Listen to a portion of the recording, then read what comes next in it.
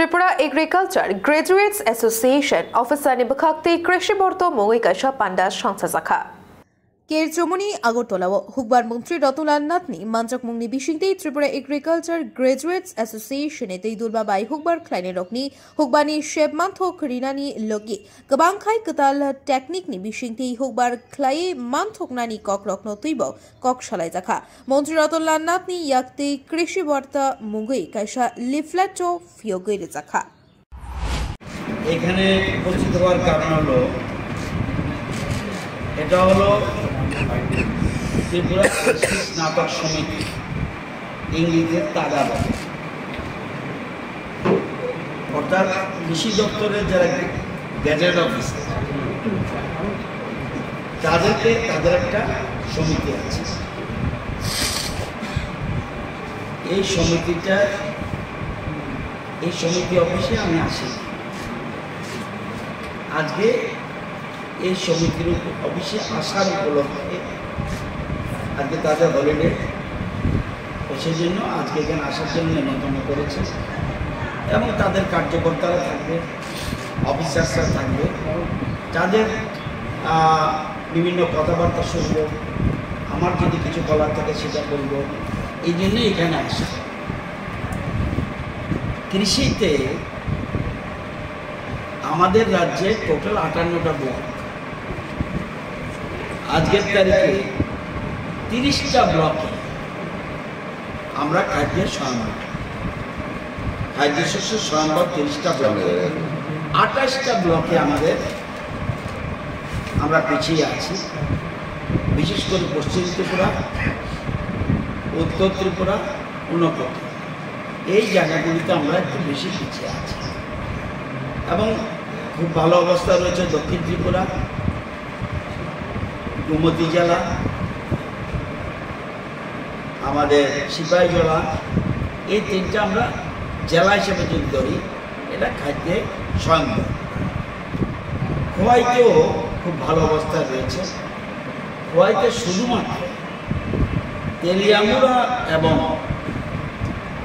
একটা ব্লক, এই দুটা ব্লক ছাড়া পদ্মবী খাদ্য স্বয়ম্বর, খোয়াই খাদ্য স্বয়ম্বর, তুলাশিকের মতো জায়গা খাদ্য স্বয়ম্বর, কল্যাণপুর খাদ্য স্বয়ম্বর, তেলিয়ামুড়া এবং আরেকটা জায়গা মুঞ্জাকানি, এই দুইটা ব্লক আমরা পিছিয়ে আছি।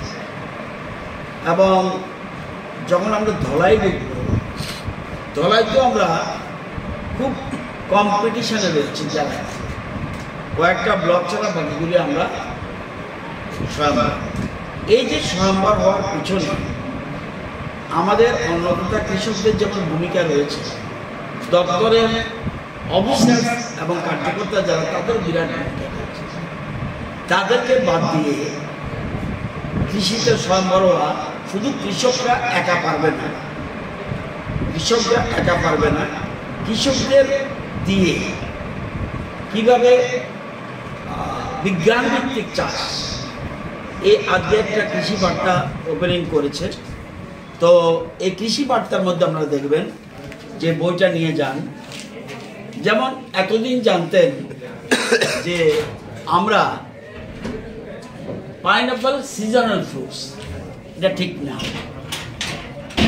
আমরা এখন পাইনঅ্যাপল 12 মাস চাষ করছি, আজকের থেকে আবার ওনারা শুরু করেছে। তো এখানে কিছু সাফল্যের কথা বলেছেন পাইনঅ্যাপল স্ট্যাগারিং সিস্টেমে।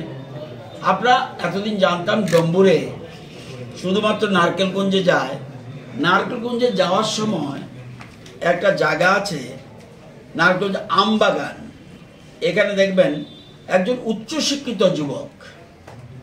উচ্চশিক্ষিত যুবক যার নাম স্পাটিং চাকমা, সে 14 ধরনের আম সেখানে চাষ করছে এবং বার্মিজ আম, কাটিমন আম, মিয়াজাকি, গৌরমতি, বানানা আম, অস্টিন, চিয়াংমাই, ব্ল্যাকস্টোন, আম্রপালি, এই ধরনের চাষ।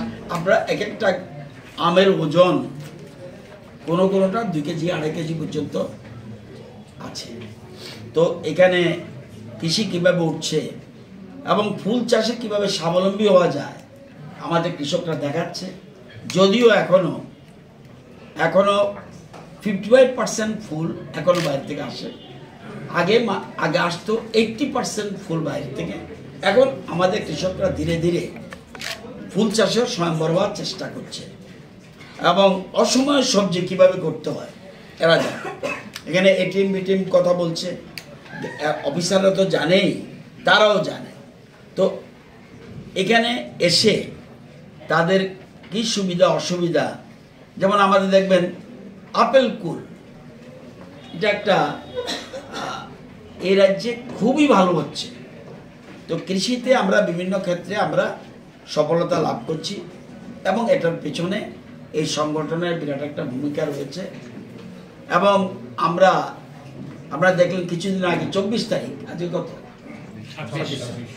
একদিন আগে প্রধানমন্ত্রী আবার ত্রিপুরাতে 50 কোটির উপরে টাকা পাঠিয়ে দিয়েছে ডাইরেক্ট কৃষকদের হাতে। কারণ কৃষকরা যদি না থাকে, এই যে আমি দুপুরে রুটি খেয়ে আসলাম, এটাকে আমি বানিয়েছি। আপনারা যে দুপুরে ব্রেকফাস্ট করলেন, আপনি বানিয়েছেন? আমরা কেউ বানাচ্ছি না। তাহলে কৃষকদের আমরা অন্নদাতা ভগবান বলি এবং তাদেরকে বাঁচিয়ে রাখার জন্য তাদের হাতে আরও অধিক আয় যেন তাদের হয়, এই জন্য দেশের সরকার এবং রাজ্য সরকার আপ্রাণ চেষ্টা করছে। তো যারা এই ধরনের সহযোগিতা করছে তাদের পাশে আমাদের সরকার রয়েছে। এবং আপনাদের এরা শুধুমাত্র ডেভেলপমেন্টের কাজে থাকছে না, তারা ত্রাণ সামগ্রী পর্যন্ত বিতরণ করেছে।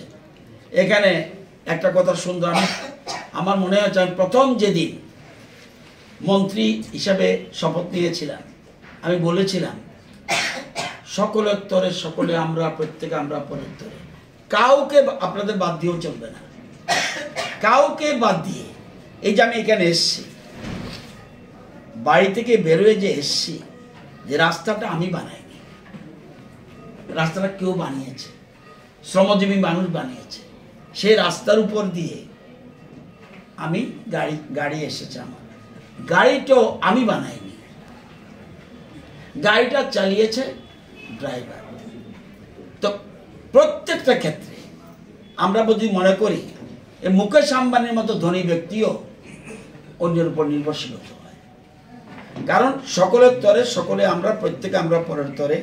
এই জিনিসটা যদি আমরা ভালো করে মনে রাখতে পারি, তাহলে জীবনে আমাদের কোনো দুঃখ থাকবে না। আমরা অহংভাবে চলে যাই।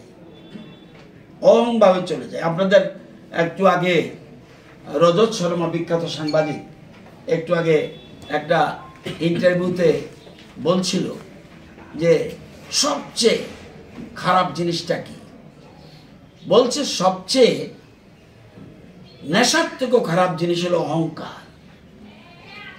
যদি রাত্রে আপনি নেশা খেয়ে নেশা করলেন, পরের দিন কিন্তু নেশা চলে যাবে, অহংকার কিন্তু যাবে না। এই যে বসে আছে, আমি যদি মনে করি আরে এরা কি, এরা তো অফিসার, এরা আমার থেকে কি বেশি জানে, মন্ত্রী হয়েছে বলে আমার 4-5টা আলাদা হাত গজায়নি,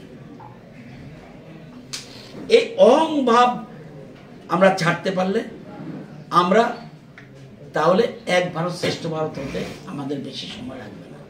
আমাদের রাজ্য সরকার, আমাদের রাজ্যের মুখ্যমন্ত্রী, আমাদের দেশের প্রধানমন্ত্রী, আমাদের মন্ত্রিসভার সদস্যরা, আমরা চাই সকলে মিলে এক ত্রিপুরা, শ্রেষ্ঠ ত্রিপুরা বানানোর জন্য।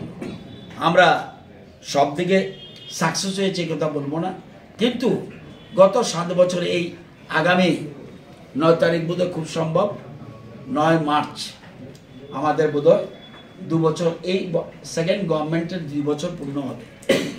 এই 7 বছরে 5 আর 2 7 বছরে ত্রিপুরা রাজ্যে যে ডেভেলপমেন্ট হয়েছে, আমার 55 বছর রাজনৈতিক জীবনে এত উন্নয়ন আমি দেখিনি। কে দেখেছে আমি জানি না, যদি কেউ দেখে থাকে আমাকে তথ্য দিয়ে বলতে হবে, কিন্তু এত উন্নয়ন দেখিনি। তো কর্মচারীদের একটা বিরাট ভূমিকা রয়েছে এবং উন্নয়নের মূল চাবিকাঠি হলো সরকারি কর্মচারী। সরকারি কর্মচারী বেঁচে রেখে আমাদের মন্ত্রিসভার যে সিদ্ধান্তগুলি, এই যে কার্যকর করতে হলে দরকার কর্মচারীদের সহযোগিতা। সেজন্য সরকারি অফিসার কর্মচারী, সে গ্রুপ 3 থেকে আরম্ভ করে টপ লেভেল পর্যন্ত সকলের সহযোগিতা নিয়ে আমাদের চলতে হবে। তো এই জন্যেই আজকে ওনাদের অফিসে আসার জন্য বলেছে, এই জন্য আজকে আসলাম। আপনারাও সহযোগিতা করবেন যাতে আমরা রাজ্যকে এগিয়ে নিতে পারি। Bureau report, খুম্পই।